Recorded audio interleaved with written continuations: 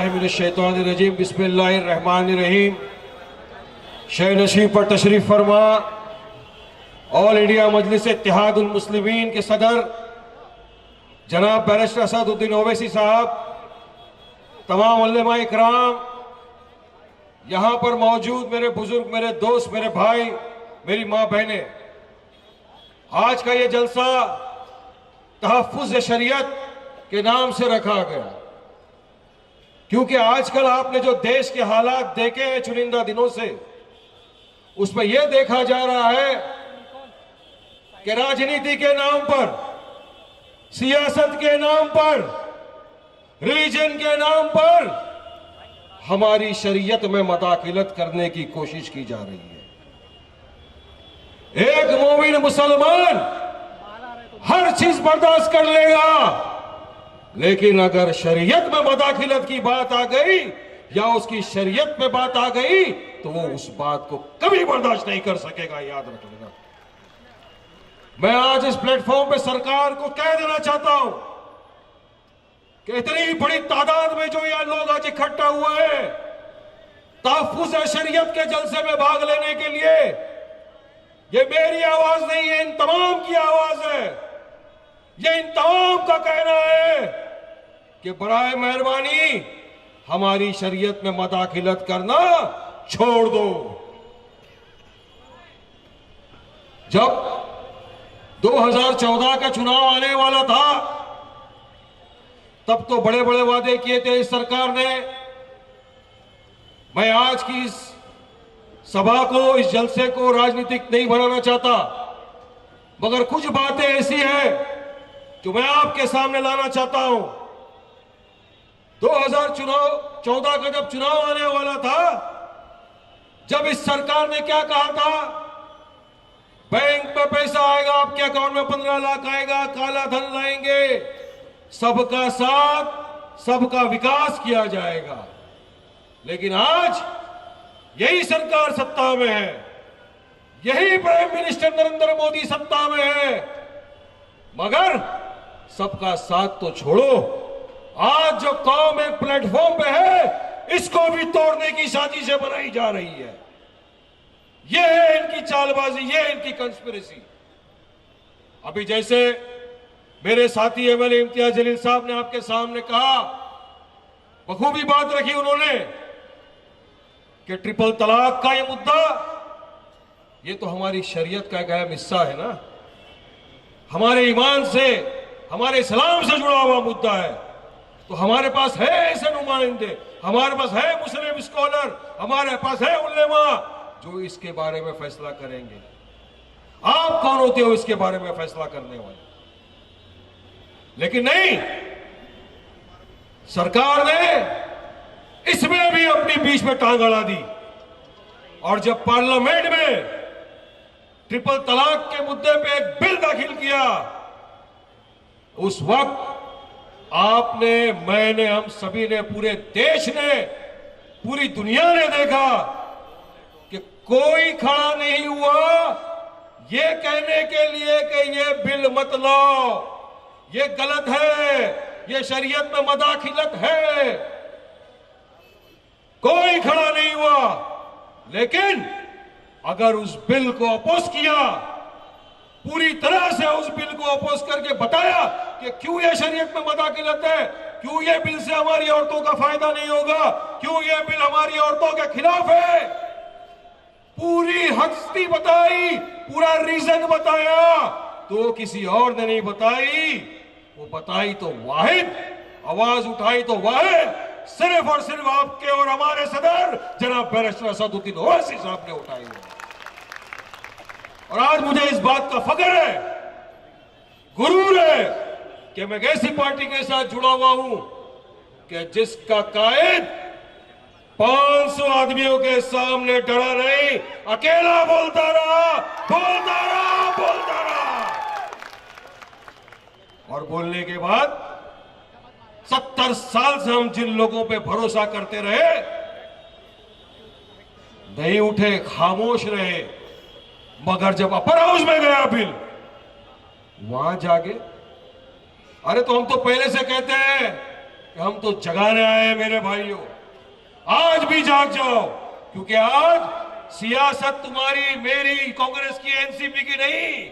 आज सियासत जो करी जा रही है वो मेरे कलमा दुआ को भाई के साथ की जा रही है शरद। और इस सियासत को हर इंसान, मैं समझता हूं हर मेरा मुसलमान भाई पुरजोर तरीके से अपोज करेगा और लड़ता रहेगा। इस आज देश भर में अगर आप देख लो, अगर कोई दलितों की, मजलूमों की, मुसलमानों की कोई आवाज है जो उनकी हक के लिए लड़ता है, तो वो सिर्फ हमारे कायद जनाब बैरिस्टर असदुद्दीन ओवैसी साहब। आज अगर ये अकेले लड़ रहे हैं और हिला दिया है पूरे देश को, चट्टी गिली हो गई है, नींदें हराम हो गई है तमाम लोगों की कि ये क्या हो गया, ये कौम तो जाग गई। आज ये परिस्थिति आ गई है, लेकिन इसके लिए मेरे भाइयों, दोस्तों, साथियों, हमको एक होना होगा, हमको मुत्तहिद होना होगा, हमको हमारे इत्तेहाद का सबूत पेश करना होगा। क्योंकि एक कांधे के साथ अगर हम सब मिलकर उनका साथ देते हैं, उनको आगे बढ़ाते हैं, तो इंशाअल्लाह वो दिन दूर नहीं कि जब सरकार को हमारी भी माननी पड़ेगी और हमारी बातों के सामने भी घुटने टेकने पड़ेंगे। याद रखो, सीखना चाहिए हमको, राजपूतों से सीखो। एक फिल्म के लिए पूरा करनी समाज रास्ते पे आ गया, सुप्रीम कोर्ट का आदेश आ गया, मगर कहा कि फिल्म को नहीं लगने देंगे, रास्ते पे उतर गए, आग लगा दी। मैं समर्थन नहीं करता आग लगाने के लिए, मैं सिर्फ ये बताना चाहता हूं आपको कि उनका इत्तेहाद देखो। अगर आज वो मुत्तहिद हो गए तो सरकार को उनके सामने झुकना पड़ रहा है। जब पद्मावती पे बात चली तो मोदी सरकार को पैनल गठन करना पड़ा है कि देखो इसमें क्या सही है, क्या गलत है, क्यों ये फिल्म लगना चाहिए, क्यों ये फिल्म नहीं लगना चाहिए। पैनल बन रहे हैं, डिबेट्स हो रही है, हर चीज किया गया, क्योंकि उन पे प्रेशर था, उन पे दबाव था, उनसे लड़ने वाले लोग थे। लेकिन जब ट्रिपल तलाक का इशू आया तो मैं पूछना चाहता हूं मोदी सरकार से, क्या तुमको पूरे देश में मुसलमान के स्कॉलर नहीं मिले? क्या तुमको पूरे देश में उलमा इकराम नहीं मिले? क्या तुमको पूरे देश में शरीयत के जानने वाले नहीं मिले? तो क्यों तुमको जरूरत नहीं पड़ी कि तुम किसी को बुलाओ, एक कमेटी का गठन करो, मानो जानो कि क्या ये बिल लाना जरूरी है, क्या यह शरीयत में मदाखिलत नहीं है? लेकिन नहीं, मोदी सरकार को जरूरत नहीं समझ में आई। क्यों? कि हम मुत्तहिद नहीं थे, हम में इत्तेहाद नहीं था, हम बैठ गए थे, हमने वोट तो दे दिया था जिनको, ये सोच के कि वो हमारी आवाज बनेंगे, मगर वो तो सिर्फ कुर्सियों पर जाकर बैठ गए। उस शख्स को भूल गए कि जो आज हमारी आवाज बन के असेंबली के अंदर, पार्लियामेंट के अंदर गूंज रहा है।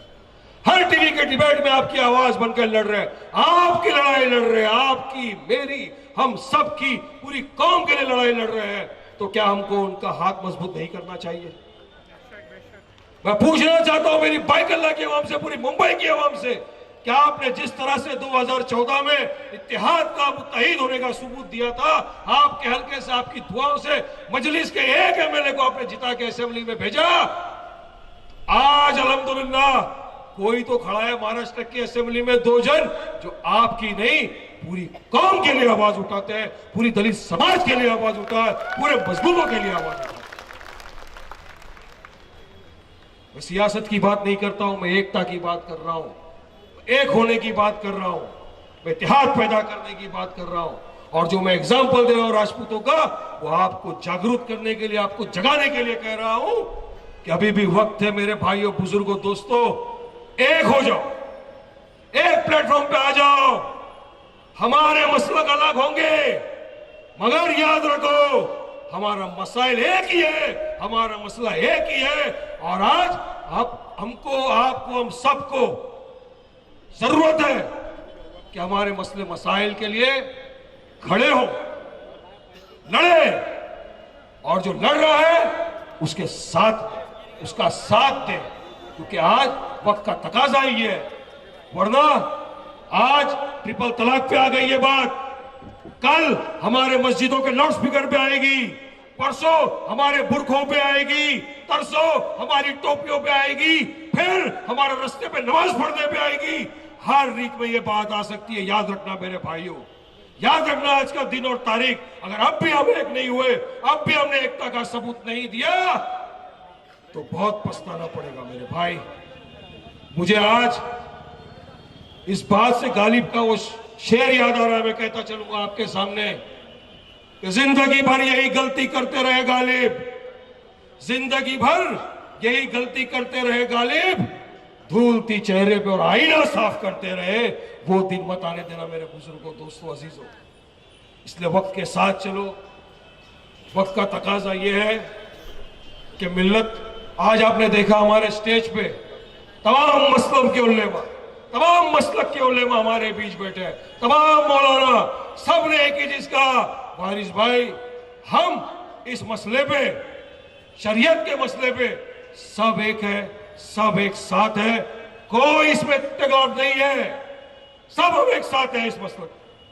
और ये मसला सिर्फ एक मसलक का नहीं, ये मसला पूरे हमारे कम्युनिटी का मसला है। इसलिए आज मैं तमाम उलेमा इकराम का जो यहां पर आए, एक साथ बैठ के एक इत्तेहाद का सबूत पेश किया, उनका मैं तहे दिल से शुक्रिया अदा करता हूं कि उन्होंने हमारी बात रखी, हमारी जुबान रखी और आज यहाँ पर आकर बैठे और अपनी बात रखी। मैं तमाम यहाँ पर आए हुए पूरे मुंबई से और बाहर से, थाना, मुमरा, कलवा, भिवंडी, सब जगह से आए हुए लोगों का तहे दिल से शुक्रिया करता हूं, शुक्रिया अदा करता हूं कि आप सब एक इकट्ठा हुए, आया, इस बात का सबूत दिया कि असद साहब आप अकेले नहीं हो, हम सब आपके साथ हैं,